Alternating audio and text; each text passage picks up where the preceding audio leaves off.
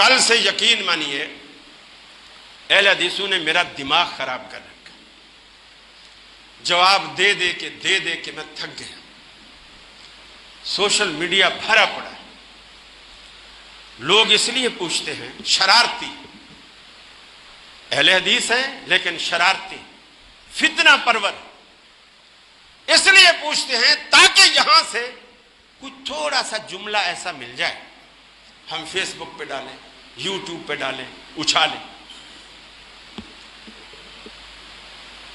Doctor Aamir Liaquat کا انتقال ہوا، سب نے مرنا ہے، سب نے مرنا ہے اور سب نے جانا ہے، ان کی موت کوئی انوکھی نہیں ہے۔ اور پنجابی میں کہتے ہیں نا کہ دشمن مرے تے خوشی نہ کریے، سجنا نے بھی مر جانا ہے، مرنا تو سب نے، اپنے بھی مریں گے، پرائے بھی مریں گے،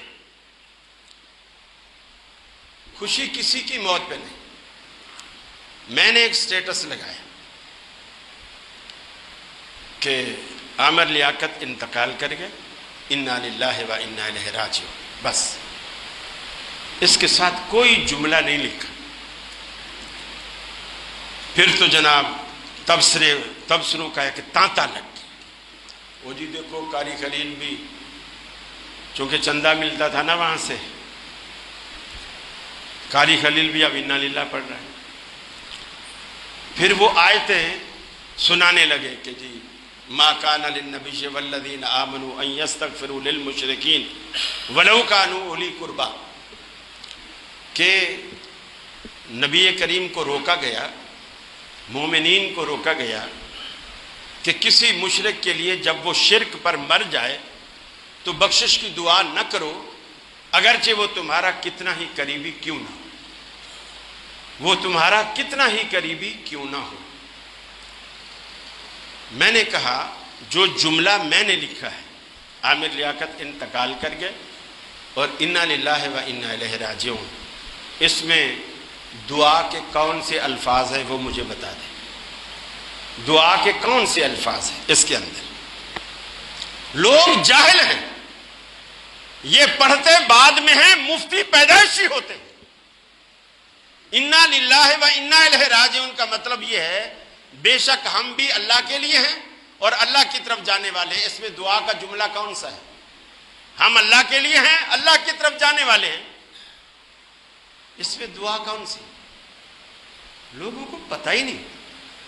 کچھ لوگوں نے اس لفظ کو سمجھا ہوا ہے کہ کوئی مرے تو اس کو پڑھتے ہیں، اگر کسی کا ایکسیڈنٹ ہو جائے اور وہ گھر سے ہسپتال چلا جائے اور آپ کسی کو خبر دیں اور وہ آگے کہے انا للہ و انا الیہ راجعون، تو فوراً وہ سامنے والا کہتا ہے ارے بھائی وہ مرا نہیں ہے، ہسپتال گیا ہے، مرا نہیں ہے۔ لوگوں کو یہ بھی نہیں پتا کہ انا للہ پڑھتے کب۔ آپ نے انا للہ کہا، اس کا مطلب ہے وہ ہم سے پہلے چلا گیا، بعد میں ہم بھی جانے والے ہیں، ہم نے کوئی ٹھیکہ لے رکھا ہے یہاں رہنے کا؟ دنیا میں جتنے انبیاء آئے کوئی باقی بچا؟ سب چلے گئے۔ آمنہ کے لال آئے، رہے دنیا میں، چلے گئے۔ ازواج مطہرات چلی گئی، صدیق عمر عثمان والی چلے گئے، تو ہم کس کھیت کی مولی ہیں؟ ہم کب تک رہیں گے؟ انا للہ و انا الیہ راجعون کا مطلب یہ ہے ہم بھی اللہ کے لیے ہیں اور اسی کی طرف جانے والے ہیں، ہماری بھی سمت وہی ہے، ہماری بھی منزل وہی ہے، ہمارا بھی رخ ادھر ہے۔ دیکھیے وہ پہلی بات، آج سے 15-20 سال پہلے وہ جب وزارت مذہبی امور میں تھے ایم کیو ایم کے دور میں، اس وقت ایم کیو ایم نے ان کی کچھ سیڈیاں اپلوڈ کی اور یوٹیوب پہ مشہور کیا، اور اس میں ایسا تھا ان کا پورا خاندان، والدہ شیعہ تھی، ابا سنی تھا، ایک بھائی ان کا ذاکر تھا، اور یہ خود بھی شروع میں جب بولنے لگا تو مجلس سے پڑھتا تھا، اور شیعوں کی مجلس میں بیٹھ کر جب بندہ مجلس سے پڑھتا ہے تو ظاہر بات ہے وہ صحابہ کی وہاں تعریف تو نہیں کرے گا نا، تو اس نے کچھ وہی 15-20 سال پرانی ویڈیو کل بھی لوگوں نے لگائی ہوئی تھی. دیکھو قاری صاحب انا للہ پڑھ رہے ہیں اور وہ دیکھو صحابہ پہ بھونک رہا ہے, یہ کر رہا ہے, وہ کر رہا ہے. حالانکہ اس ویڈیو کے بعد میں 20 سال سے اس کے ساتھ میں نے پروگرام کیا, ARY پہ, ایکسپریس پہ, بول پہ, PTV پہ, جیو پہ, مختلف چینلوں, کئی سال, کسی چینل پہ 3 سال, کسی چینل پہ 4 سال, کسی چینل پہ 2 سال, اس طرح ہم رہے. اس طرح میں نے 20 سال اس کے ساتھ پروگرام کیا. اور برملا اس نے کئی چینلوں میں یہ بیٹھ کر سب علماء کے سامنے لائیو شو میں کہا کہ میں اپنی ان باتوں سے توبہ کر چکا ہوں, ان باتوں سے توبہ کر چکا ہوں. پھر اس نے صدیقہ کائنات سیدہ عائشہ صدیقہ رضی اللہ تعالی عنہا کی زندگی پر اس نے کتاب لکھی. اس کا مقدمہ اس نے بقی مدینہ کا جو قبرستان ہے وہاں جا کر اس کے اپنے الفاظ ہیں جو آج کل یوٹیوب پہ وہ بھی چلے ہوئے ہیں, اس کی کتاب بھی ساتھ ہے, اس کا مقدمہ وہ خود پڑھ کے سنا رہا ہے 10-15 منٹ میں. سیدہ عائشہ صدیقہ رضی اللہ تعالی عنہا سے رو رو کے معافی مانگتا ہے کہ مجھ سے جو بھی گستاخیاں ہوں. یعنی وہ اب دل میں کیا ہے, دل کو کس نے دیکھا ہے, دل کو کس نے دیکھا ہے.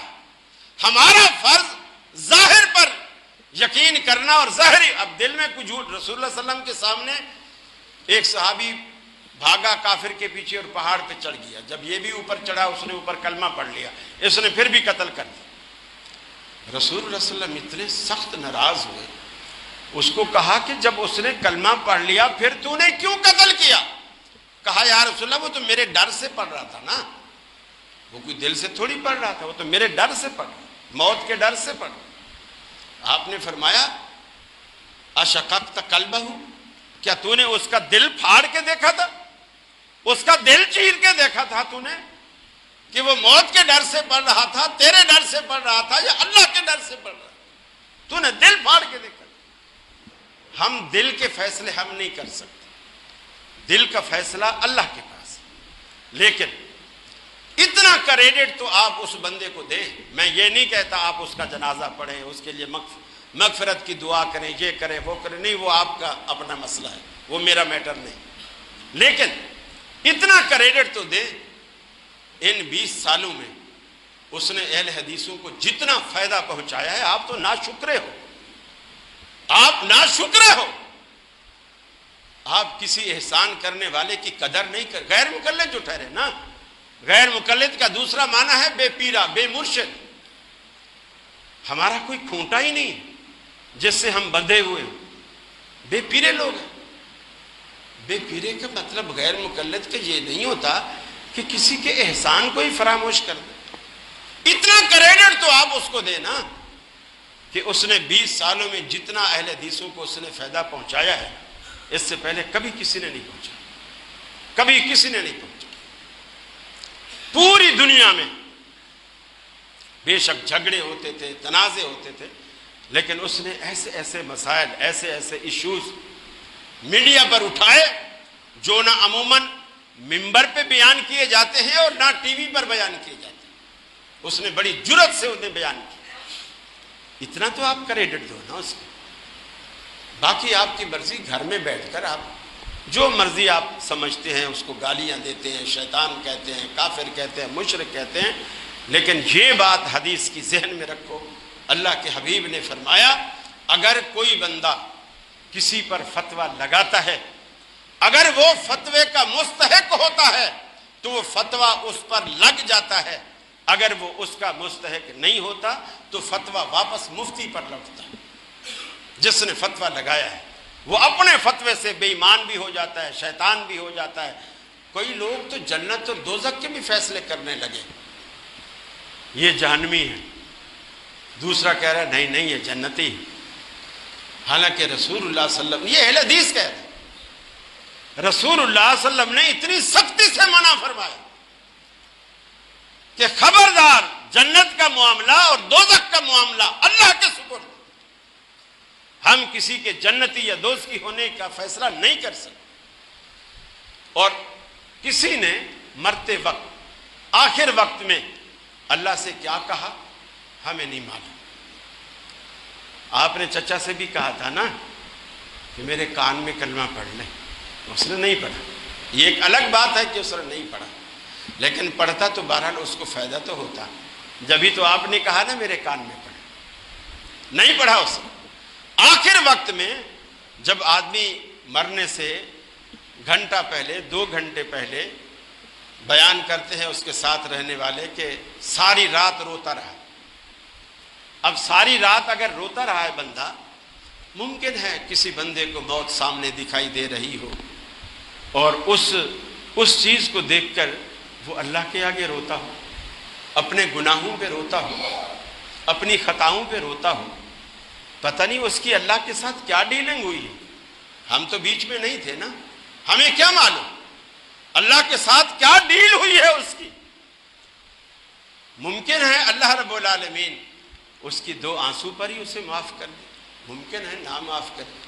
ہم یہ قیاس رائیاں نہیں کر سکتے فلاں دوزخ میں جائے گا فلاں جنت میں جائے گا، ہم یہ فیصلے نہیں کر سکتے۔ خدا کے لیے کسی بھی شخص کے لیے کوئی بھی مرے یہ فتوی بازیاں مت دیا کرو، اہل حدیث بنو، مسلمان بنو اور مفتی نہ بنو۔ اللہ سے دعا ہے اللہ رب العالمین ہمارے دلوں میں اپنی اور اپنے رسول کی محبت پیدا فرمائے، صحابہ کرام کی محبت پیدا فرمائے، توحید کی محبت پیدا فرمائے، سنتوں کی محبت پیدا فرمائے اور ہمارا خاتمہ ایمان پہ فرمائے۔ وآخر دعوانا ان الحمد للہ رب العالمین۔